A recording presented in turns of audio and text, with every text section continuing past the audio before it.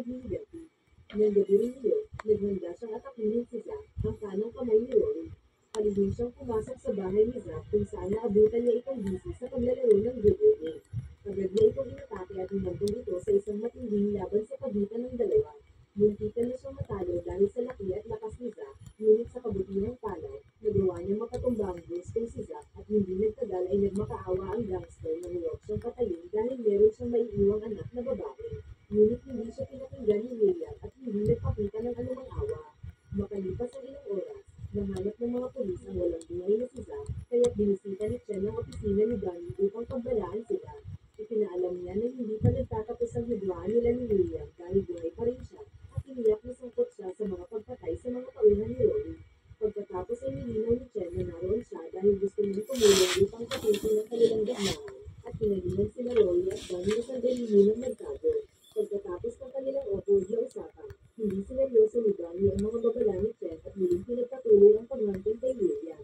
Sa labas, nakita ni William na lumabas ng lugar si Chen at agad na naghinala sa kanyang mga ikinikilos. Pakiramdam ni William ay pinagtaksilan siya maging ng mga pinagkakatiwalaan niyang otoridad. Nagbubulag-bulagan sila sa mga tuloy ng pepper boys na mas lalo pang nagpasiklab ng kanyang gamit.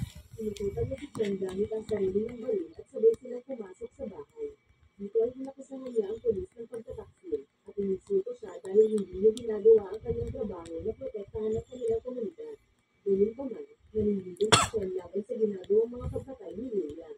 Sobrang nakakatawa ang nangyayaring sitwasyon dahil hindi man lang nila kayang panagutin ng mga pepper boys, kaya binalaan niya si Chen na malapit na itong matapos.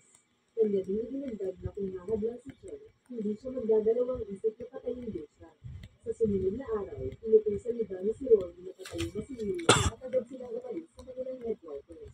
Dihil sa kanilang kaalaman, nahulaan na ni William ang susunod nilang gagawin at naghintay sa nakapark na sasakyan sa labas ng club. Umarte siya na parang isang lasing upang hindi pagbilalaan at mabilis na pinatumba ang bouncer. Dumiretso siya sa opisina ni Danny kung saan nagulat ito nang makita si William. Alam na ni Danny kung anong mangyayari kaya sinabihan niya si William na gawin na ang kanyang plano. Sinimulan ni William ang isang usapan tungkol sa naramdaman ng emosyon noong unang pumatay siya ng isang tao. Subalit sa mga sandaling ito, nanggigil si William kahit patayin niya pa si Danny. Tinanong niya ang gangster kung ganito na din ba siya pamahilig noong pinatay niya ang asawa niyang si Jen. Nang walang pag-aatubili, tinapos niya na ang buhay ng notorious na si Danny Pepper. Pagkatapos ay kinuha ni William ang telepono ni Danny at tinawagan si Roy. Ibinalita niya dito ang pagkamatay ng kanyang ama, ngunit wala man lang naramdaman si Roy. Agad na bumalik ang mga pepper boys sa kanilang headquarters at naabutang wala na doon si William. Dito ay nasaksihan nila ang wala ng buhay na si Danny. Subalit hindi man lang umiyak si Roy dahil matagal na siyang hindi malapit sa kanyang ama. Hindi nagtagal, biglang nagsalita sa speaker si William at pinaalam na nandito pa rin siya sa club. Noong una ay pinagkakanta niya ang mga gangster ng lullaby, ngunit mabilis siyang naging marahas habang nagaganap ang shootout. Kinuha ni William ang isa sa mga tauhan ni Roy at nagbantang papatayin ito, ngunit sa halip na sumuko, pinatay ni Roy ang sarili niyang tauhan. Sa kabuting ng palad, nagawang makatakas ni William, ngunit nabaril siya sa kanyang balita. Pinalagpan niya ang kanyang sarili paakyat sa hagdan habang pinapanood siya ni Dante na naghihirapan. Kasabay nito, ini-report ni Luna ang lokasyon ng motel ni William. Hindi nagtagal, dumating si Roy kasama ang ilan sa kanyang mga tauhan. Hiniling nila sa front desk ang pinaroroonan ng unit ni William, ngunit hindi ito pumayag, kaya't pinatay siya ni Roy na parang wala nang silbi ang kanyang buhay. Pagkatapos, lumaban pa rin si William at nakipagtulungan kay Dante sa pamamagitan ng unang pagpapaputok sa mga gangster. Subalit malinaw na nakakarami nila kaya wala silang ibang choice kundi ang umalis na sa hotel habang nakikipagbarilan. Pagsapit ng gabi, nagpatuloy ang kanilang habulan at nahirapan si Dante na matakasan ang mga gangster. Kaya naman tumawag siya sa kanyang matalik na kaibigan na si Kids Joe. Paint last session. Tulong at pinayagan silang makapasok sa garahe. Nagawa nilang makapagtago sa garahe sa tamang oras at pinagbabaril ng mga tauhan ni Roy ang sasakyan ni Roy upang paalisin sila sa lugar. Gayunpaman, hindi na nag-aksaya ng oras si Roy at agad na binangga ang sasakyan sa garahe. Halos hindi man lang nasaktan si Roy, samantalang sina Dante at William naman ay nagtamo ng mga malalalim na sugat. Galit na pinaalam ni Roy na hindi patas na mamatay ang kapatid na si Danny dahil mabait ito at hindi siya nararapat sa ganitong uri na ito. Nang makita kung gaano siya kabisi sa kanyang kapatid, ginamit ni William ang pagkakataon upang mahina ng screwdriver at isinaksak ito sa kanyang leeg, ngunit nag-iwan siya ng mapangitsyon pagdating kay William. Dahil dito ay mabilis na namatay si Roy at hindi nagtagal, tumunog ang sirena ng mga polis at tumakas na si Dante bago pa nila magawang kalibutan ng lugar. Nasaksihan ng mga polis ang nakakakilabot na krimen, ngunit itinuring din nila ito bilang isang panalo dahil hindi na muling manggugulo ang mga pepper boys. Okay, last session na yun. Lumapit si Cherry William kung saan pumayag na siyang na-arresto, ngunit hindi nagtagal, tumugos siya ng kanyang huling hininga matapos matagumpay na mapatay ang notorious na gang sa kanyang komunidad, ngunit kapalit nito ang sarili ng buhay. Alright, pabalik tataon for part 6. Thank you for watching.